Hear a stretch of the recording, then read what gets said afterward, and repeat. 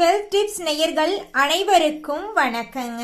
நம்ம இன்னைக்கு இந்த வீடியோ பதிவுல எதை பத்தி பார்த்து தெரிஞ்சுக்க போறோம் அப்படின்னு பார்த்தீங்கன்னா, காலையில் எழுந்த உடனே நாம செய்யக்கூடிய இந்த ஒரு விஷயம் அந்த நாள் முழுக்க நம்மள சுறுசுறுப்பா வச்சிருக்குங்க.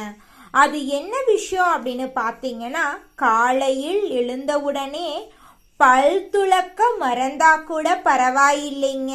காலையில நீங்க உங்களுடைய உடலுக்கு தரக்கூடிய உணவை மட்டும் புறக்கணித்து விடாதீங்க. அப்படி காலை உணவை தவிர்த்தீங்கன்னு வச்சுக்கோங்க, உங்களுடைய உடல் நலத்துக்கு இன்னைக்கு நம்ம சாப்பிடாம போறோம்னா இந்த அன்னைக்கு பாதிப்பு தெரியாதுங்க. நாட்கள் போக போக நம்மளுடைய உடலில் பாதிப்புகள் ஏற்படுவதை நம்மளால உணர முடியுங்க. அதனால காலை நேரத்துல சாப்பாடு சாப்பிட முடியலனா கூட பரவாயில்லைங்க, ஏதாவது ஒரு ஜூஸ் குடிக்கிறதோ, ஏதாவது சாப்பிட்றதோ, பிஸ்கட் சாப்பிட்றதோ, ஏதாவது ஒன்று வயிற்றுக்கு நீங்கள் கொடுத்தே ஆகணுங்க. வெறும் வயிறா காலையிலிருந்து மதியம் வரைக்கும் வயிற்ற வச்சிருக்காதீங்க.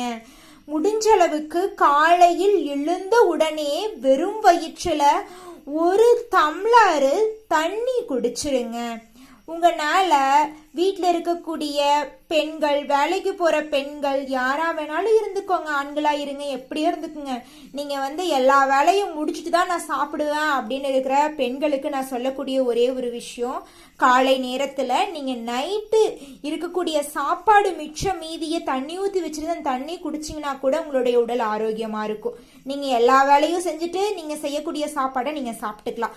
எல்லா வேலையும் முடிச்சுட்டு தான் நான் பச்சை தண்ணி குடிப்பேன் அப்படின்னு வைராகியமாக இருந்தீங்கன்னா உங்களுடைய உடல் நலத்துல பாதிப்புகள் ஏற்பட ரொம்ப ரொம்ப வாய்ப்பு இருக்கு. அதனால உடல் நலத்துல கொஞ்சம் கவனம் செலுத்துங்க. உடல் நலம் நல்லா இருந்தா மட்டும்தாங்க நம்ம வீட்டு வேலை செய்ய முடியும், வெளியில போய் பணம் சம்பாதிக்க முடியும். ஆண்கள் பெண்கள் அப்படிங்கிற பாகுபாடெல்லாம் கிடையாது.